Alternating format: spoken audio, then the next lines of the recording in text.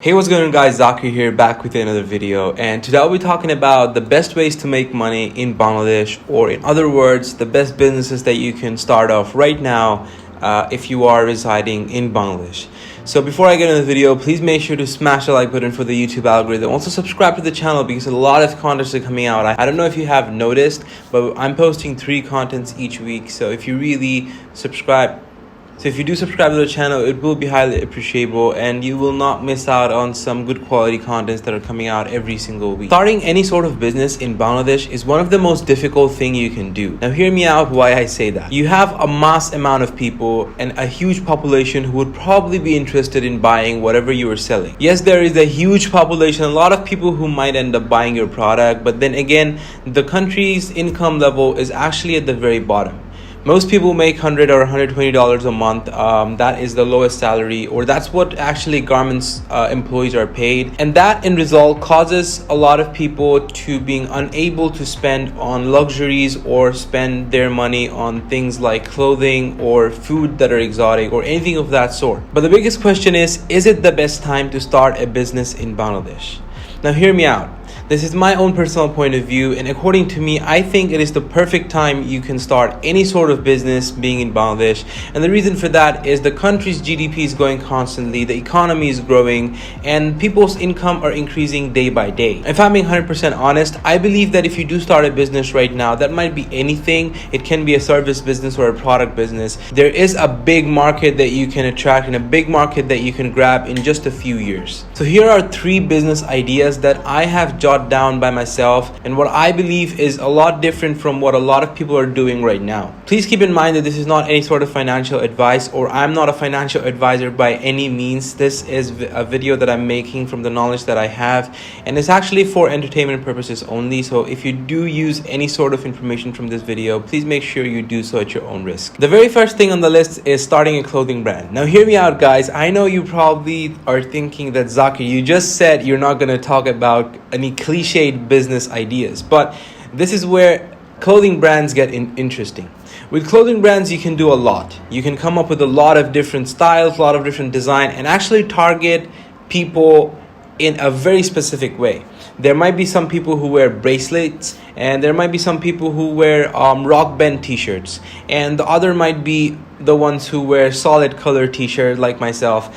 But at the end of the day, what you can end up doing is you can actually craft the t-shirts or your clothing brand to be something which directly targets the targeted audience that you have, and that not only allows you to have a much specific audience, but it also gives you a way to stand out from the others. There are different brands doing different type of clothing designs. If you're into anime or even other gaming stuff, you might create t-shirts for gaming and anime. Now that itself is a completely different niche, simply based on the clothing brand side or the t-shirt side. If you want to come up with formal wear, there's actually a lot of things that you can end up doing. A big mistake that a lot of people end up making though is that we end up prioritizing our own taste over what the market wants. If I like design A, the design A might not be what the market wants. Now that ends up creating a huge gap, in return which causes us to not be able to sell the product in the first place. Because if what I like is extremely different, let's say I like to have a very plain outfit, it might be anything. I like to wear a simple black shirt and a black jeans or anything of that sort. Now 90% of the audience that we have in Bangladesh might not want to wear that. So that is what we have to keep in mind, that we are targeting the right amount of people and we are targeting the right type of people, and we know what the targeted audience wants. At the end of the day, keep in mind that your own personal taste or my own personal taste is never over what the market wants or what the customer wants. The next thing on the list is opening up an air kitchen. Now, right after you heard this, you're probably going to curse me to death, but hear me out guys. Opening up an air kitchen is actually a very new idea in Bangladesh. What we know, or what we have known for years here in Bangladesh, is that if you want to sell food, or if you have any sort of cooking skills, and if you want to be able to make money out of it, you need to own a restaurant and hire a lot of guys, have a full-fledged kitchen, and all the kind of stuff, simply to sell food or simply to give a taste of your cooking to other people. Now, that is not the case really. What you can do with Air Kitchen, it's pretty simple. A very few amount of people are actually doing it in the first place, because it hasn't been done before. That's the thing. There are a few brands that are doing the whole Air Kitchen thing and actually makes amazing food. I'm not going to mention them because I really don't have their permission, or I don't know if it's okay to mention their names. But what I'm going to tell you though is that Air Kitchen is actually one of the best ways to display your cooking skills. And not only that, you can also make sure that you are creating high valued food or high quality food, and food that people want. There are all types of Air Kitchen these days. You can literally have a bakery shop and not have a physical store. You can have a pizza chain and not really own a physical store at all. All you can really do is have different locations. Like, let's say for example of Bangladesh, I can have a small kitchen in Sylhet, a small kitchen in Dhaka, and a small kitchen in Chittagong, and I will be able to serve these 3 districts all together, right, without having to own a single restaurant.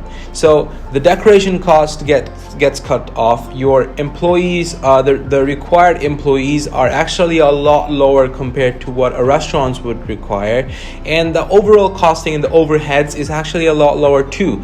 So what ends up happening is you are able to make more money compared to what you would have if you had a restaurant, and also reduces the risk. So that is why Air Kitchen is actually one of the best things that you can start off if you're interested in, or if your interest lies in cooking, and if you are like passionate about it, it is one of the best things to actually try out. The third and the last thing on the list, and before I keep this video going and make it extremely long, I'll keep this one short. You can start a startup.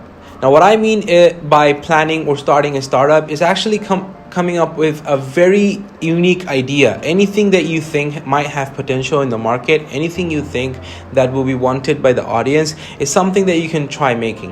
Now, the reason that I say this is because there's a lot of problems that does not have solution to yet in Bangladesh, and if I go in details, this video will probably be extremely long. But what I will do is keep this short and just put it out to you guys to do your research, find out what the Bangladeshi market might want, and just do that, come up with a startup or anything that really solves a big problem or even a small problem. Identify your niche audience or your mass audience and just come up with a solution, make sure it works properly, and plan it out in a very brief manner. If you do want me to make a video on startup, I really don't have that much of an idea about it, but I will talk with a few of my friends who have startups and who are working on startups, and they will be probably more than happy to come up and talk about opening a startup in Bangladesh and the struggles with it. So if you do want to see that, please make sure you comment down below and let me know. I will hit them up and try to get something working. Anyways guys, all in all, this is it for today. I hope you have enjoyed the video. If you did, please make sure you smash the like button for the YouTube algorithm. Also subscribe for more contents, because a lot of contents are coming out. I'm really hyped up about this whole YouTube thing, and even though we don't have views and subscribers, it really does not matter at the end of the day, because making videos is actually one of the best things that I've probably been doing for the past few weeks. So yeah, anyways guys, this is it. I will see you in the next one. Goodbye, peace.